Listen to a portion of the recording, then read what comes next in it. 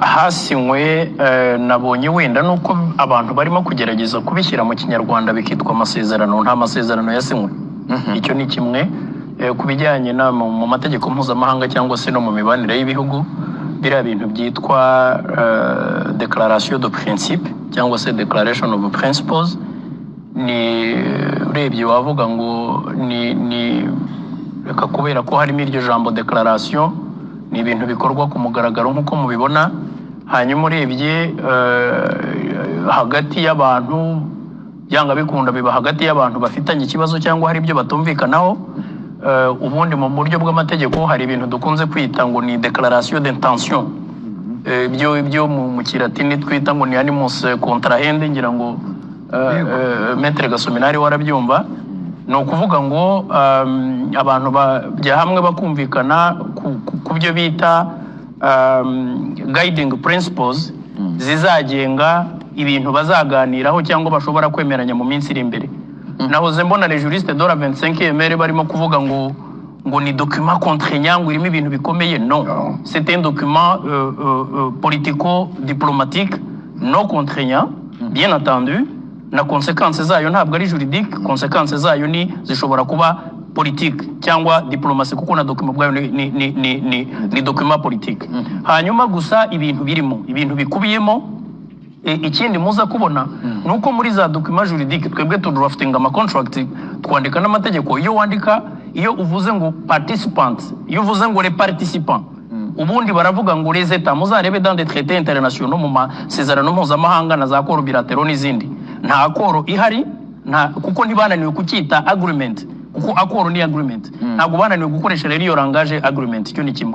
Ni ukuvuga ngo rero iyo bandika bakoresha ijambo les parties, bakavuga ngo les parties s'engagent à faire ceci et ceci. Donc ni ukuvuga ngo ni document non assorti d'obligation juridique. Ni ukuvuga ko ntabwo ni ibintu birimo nk'uko nakubwiye, ni politique, ariko noneho declaration ni intention iragaragaza iki rero.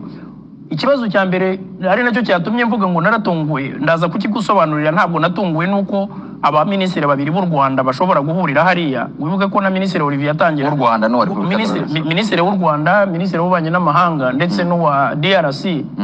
Bari abantu nubwo ubona bari hariya, n'uya minister state minister Rubio. Wibuke ko minister, ngira ngo umvise muri statement ya minister Olivier yavuze ko arimo kuvuga on behalf of the President of the Republic of Rwanda, Paul Kagame. Ni ukuvuga ko yavugaga ono pour le compte du chef de l'État. Donc ni ukuvuga ko rero hariya ni ukuvuga ngo n'ubundi urongera ubone engagement entre his excellences na president Tshisekedi, ariko nyuma ya Doha nanone. Donc ariko engagement politique bien entendu.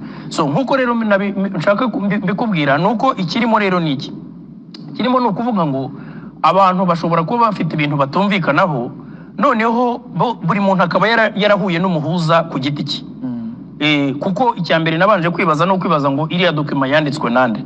Uko bene izi declaration de principe zisanzwe zikorwa mu buryo tuzi, nuko zikorwa n'umuhuza.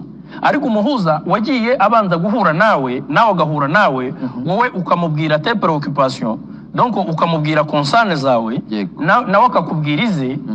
Harimo n'ibyo abona akagenda abona po ibi ngibi n'urwitwazo, ibi ni pretexte, ibi ntareme. Noneho akazagira gutya agakonsova agakora document ari iyi ngiyi. Donc ibyo bita amahame guiding principles, akavuga ati okay, ngira ngo mwabibonye sur la liste, mwabonye ko icyambere souveraineté na intégrité territoriale. Icyo DRC yakunze kukivuga, ariko nubwo mubone yakunze kukivuga, natwe twora kivuze kuko turaterwa. FDR iriyo yarashe ku butaka bw'u Rwanda, kuko iki kintu cyitwa souveraineté, ubutavogerwa ndetse n'ibyo bita n'ubudahungabanywa bw'imipaka, ubusugire byose bigiramo indi corollaire. Hari ikintu cyitwa principe de non intervention cyangwa de non ingérence, kutivanga mu miyoborere y'ikindi gihugu. Muraza kubibona muri contenu yiriya kuri niba warebye kuri website ya Departement d'Etat, uraza kubibona ko icyo kirimo. Buriya niyo President Tshisekedi yavugaga ngo arashaka gukuraho ubutegetsi bw'u Rwanda. Irya nayo ni interference in internal affairs. Sibyo? Noneho bakavuga bati iyo barashe iwacu nubwo baba badahari, kuko nabonye abantu barimo guspekura ngwiriya pungwira reba u Rwanda ngo kuko ari rwo rufite ingabo muri Kongo bya bindi tumenyereye kumva hanze ahangaha ariko ikigaragara cyo nuko bavuze ngo c'est le respect mutuel ni ukuvuga ngo hagati impande zombi ku mpande zombi hanyuma wajya kuri nanone wajya kureba mu bintu binini préoccupation de sécurité kiraza en deuxième point iki ni cyo Rwanda rwakomeje kugaragaza ko rufite impungenge z'umutekano warwo donc noneho bakavuga ngo impande zombi ziremeranya yuko ibibazo by'umutekano ku mipaka yabyo izo mpande ibi bihugu baravuze bati ibi bintu turabihuriraho aho ngaho ni nabwo bagenda baha igihugu buri nshingano bakakibwira ngo nubwo muri texte batabivuzemo neza bakavuga ngo buri gihugu gihagarike gutera inkunga cyangwa gufasha umutwe uwo ari wo wose witwaje intwaro donc un groupe armé non étatique yabirwanya ubutegetsi bw'ikindi gihugu nubwo muri texte batabivuga mwibuke ko turega DRC gutera inkunga no gufatanya na FDLR guhungabanya umutekano w'u Rwanda nabo bakaturega gufasha M23 donc uragenda ubibona donc bigaragara yuko rero uyu muntu aba bantu muri département d'état bashobora kuba bafite ukuntu mu ministre Olivier wenda azabigusobanurira ndimo ndakubwira par principe uko bigenda donc ubwo hari ukuntu barabanje kuko aba bantu minister nuvuga ngo niba minister Olivier na Kayikomba badashobora guhura ngo baganire bumvikane kuri ziriya guiding principles babivuze ngo umuhuza baragiye ahura n'umwe ku giti cye akamubwira concerns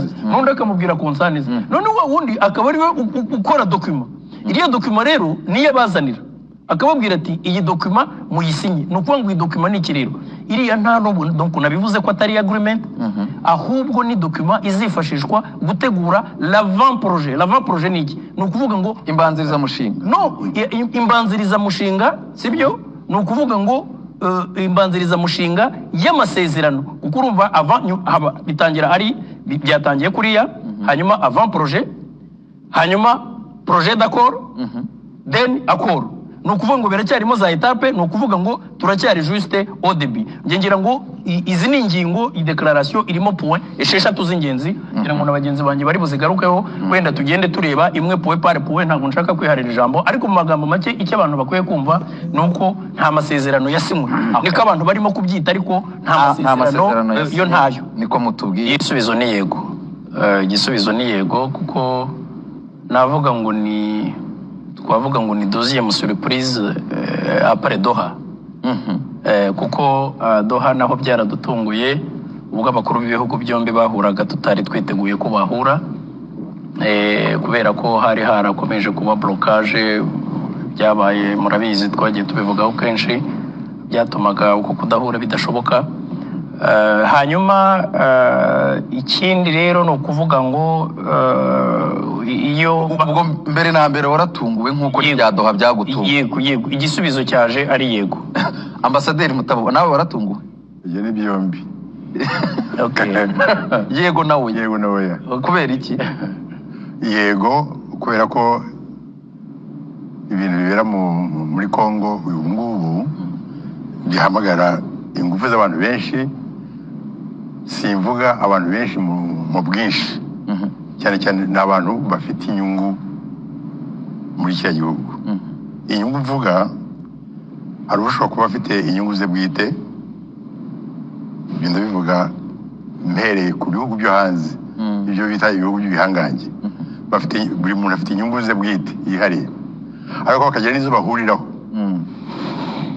none baza mu karere banatwibagiwe ibihugu byo mu karere nabyo cyane cyane bihari imbibi na Kongo dufite inyungu mu bikorwa n'ibikorerwa hariya urumva ko aho ngaho ntabwo byantunguye ko abantu bashobora kuba bagira ikintu cyane cyane muri ubu rwa diplomasi nibuze kubigarukaho ni mu mwanya Maître Gasominari surprise oya ntabwo njyewe natunguwe namba rwose sa réponse no kubera iki impamvu nuko wabibonye biza you saw it coming ntabwo bajya bavuga ntabwo ruvuga ngo nabibonye biza ahubwo hari ibikorwa bifatika byabanjirije ibyo twabonye Washington ibihe leta ya Kongo yasabye ku buryo butaziguye leta ya Amerika kwinjira mu kibazo yarababwiye ngo turashaka ko muduha umutekano tukabaha amabuye none se icyo si igikorwa gifatika cyatuma ubonye igikorwa Washington yakoze